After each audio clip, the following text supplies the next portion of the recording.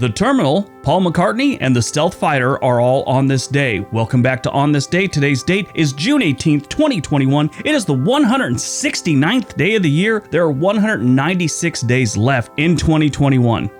It is the 25th Friday in the 25th week and the 91st day of spring. We got 3 days until summer. If today's your birthday, you are a Gemini. Today is International Picnic Day. International Picnic Day celebrates the gathering of people together outdoors to eat and enjoy each other's company. This is traditionally called a picnic. The true origins of International Picnic Day are unknown, but it can be traced back to the end of the French Revolution and the Victorian era. Basically, everyone was all stuffy and had to dress up when they ate, but if you went out on a picnic, you could kind of rough it. International Picnic Day is observed every single year on June 18th. All right, let's see what else June 18th has given us. 1873, Susan B. Anthony is fined $100 for attempting to vote in the 1872 presidential election. She was even arrested. That fine today would be about $2,100. 1928, Amelia Earhart becomes the first woman to fly an aircraft across the Atlantic Ocean. 1953, the Egyptian Revolution of 1952 ends with the overthrow of the Muhammad Ali dynasty and the declaration of the Republic of Egypt. Yeah, not the boxer Muhammad Ali. This was a whole dynasty thing. The revolution was initially aimed to overthrow King Farouk. However, it moved to abolish the constitutional monarchy and aristocracy of Egypt and Sudan and established a republic, and also end British occupation of the country and secure independence from Sudan. 1972, 118 people were killed when a British European airline, HS Trident, crashes 2 minutes after takeoff from London's Heathrow Airport. I watched a documentary on this thing. Well, not a documentary, a YouTube video. And it was very interesting. Apparently the pilot was a senior pilot and he was very experienced war pilot and all this other good stuff. And he had two extremely inexperienced pilots with him, co-pilot and navigator, I should say. They're not sure what happened, but there was some major errors and they don't know why this extremely experienced pilot would have made these mistakes. Now, they didn't have a flight recorder, so they don't know what the conversation was in there. They just know that there were a couple things that happened, like some alerts were disabled. There's this thing called a ram that pushes the stick forward if they're about to stall. That was disengaged while they were trying to fix the stall they were about to go into. It was weird. There really never will be sure exactly what happened because they don't have a recording of the voice of what was going on in the cockpit, and every single person died.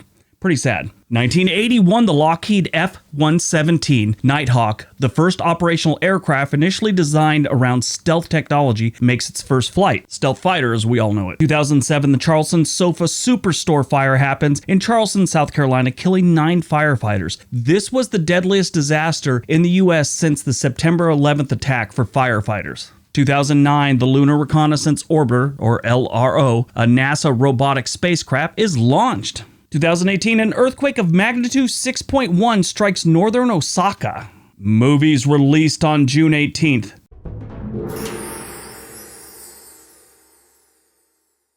2004, The Terminal. This was a great movie. It was done by Steven Spielberg, and it had Tom Hanks in it. Basically, an Eastern European immigrant gets stranded in JFK because there's some kind of political upheaval in his country. And if you don't know, an international airport is basically kind of a no man's land. They can't kick you out. Whatever country it actually happens to be in, they have to accept you in. If your documentation is not proper, you can't come into the United States. So let's say you do this at, LAX. They've got an international terminal. You can't step foot outside of that terminal unless you have the okay. Well, in the movie, all this stuff was going on with his country, so he didn't have the proper paperwork to get into the United States, so he had to stay there. But the trick was, he couldn't go back to his own country because they were in the middle of some political strife, upheaval, whatever. Now here's the thing. The film was inspired by the real-life story of a man named Mirhan Karimi Nassari. Now, I hope I got that right. He's an Iranian refugee who lived in Terminal 1 of Charles de Gaulle Airport in France from 1988 to 2006. Not even kidding. This man lived in the terminal for 18 years. But he lived in the departure lounge of the Charles de Gaulle Airport from August 26, 1988 to July 2006 when he was hospitalized. His autobiography was published as The Terminal Man in 2004. Nassari alleges that he was expelled from Iran in 1977 for protesting the Shah, and after a long battle involving applications to several countries, he was awarded refugee status by the United Nations High Commissioner of Refugees in Belgium. Now, All kinds of things went into this. He wanted just to go to the UK. He claimed his father was a UK citizen and they could never confirm that. Just all this stuff went back and forth. Belgium at one point said, fine, you can come here. He said no, he wanted to go to the UK and he wanted citizenship. One of the biggest worries he had was if he steps out the door without actual citizenship papers, they're just going to send him back to Iran. So he knew he was safe in the terminal. And he stayed there for as long as he could, and he just wanted citizenship. That's what he said. A lot of people also think that he just liked living like this. He survived off crew and workers at the airport bringing him food, stuff like that. People would give him money occasionally, and he laid there on these benches and, took showers in the airport and all that stuff for 18 frickin' years. I can't even stand in my house for 3 days without needing to get outside. There was all kinds of legal stuff that went into this, and actually in 1992, a French court ruled having entered the country, France, legally, he could not be expelled from the airport, but it could not grant him permission to enter France. So he was just kind of there in limbo. In the end, in 2006, he had to be rushed to the hospital for some ailment. And while he was there, they kind of broke down his little camp that he'd set up in this lounge area. And that was it. He was finally granted citizenship in France, where he lives today, and he lives in a shelter. He's never left the shelter. He was paid $250,000 from Steven Spielberg for the story, which in the end, they really kind of just took the idea of the story. It isn't about him. They kind of changed it around.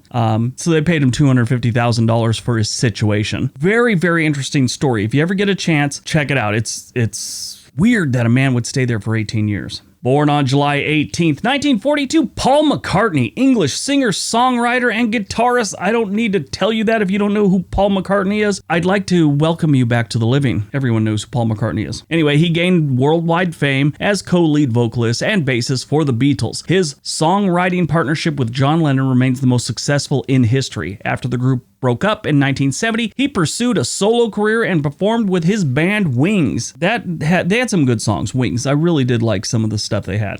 Died on June 18th, 2013, we lost Michael Hastings, American journalist and author. He was contributing editor to the Rolling Stones and reporter for BuzzFeed. He rose to prominence with his coverage of the Iraq War for Newsweek in the 2000s. He died at the age of 33 in a car accident in his Mercedes-Benz C250 coupe. A witness to the crash said the car seemed to be traveling at maximum speed and was creating sparks and flames before it fishtailed and crashed into a palm tree, and the nearby security camera kind of confirmed this. It's too bad. I've read some of his stuff in the past and he was very talented.